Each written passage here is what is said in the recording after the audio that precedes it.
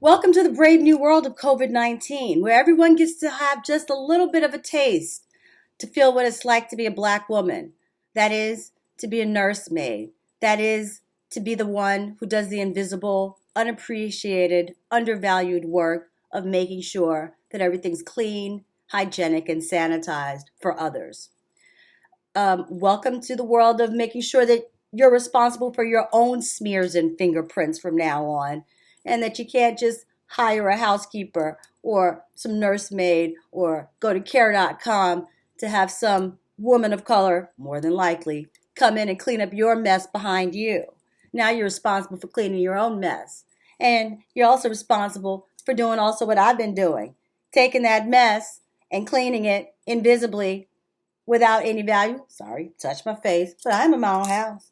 And then having to then translate that very invisible, undervalued work into phronesis or handed down wisdom or a theory and method for knowing and epistemology.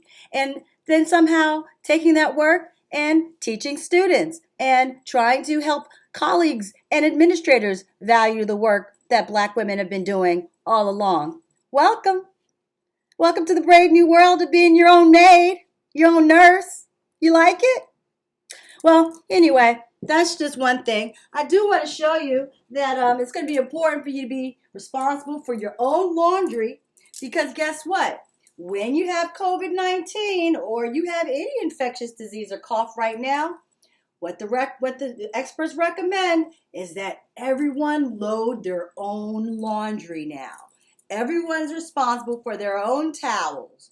Everyone's responsible for their own sheets and their own dirty drawers. So there's not anyone you can handle, no one else you can hire to do that work for you anymore unless you want your whole family to die. Okay, so now what we get to see is something that you don't get to, but I have, and I'm grateful for having, is a wet bar. In other words, 130-degree running water in my living room, away from human waste and away from cooking and food items. This is a boon because I have running water in my living space alongside plenty of soap and disinfectant and disposable napkins. Because I'm a Black woman, I've been doing this for a while. And I hope you guys get used to it and master it as well as I've had to, whether I wanted to or not. Bye.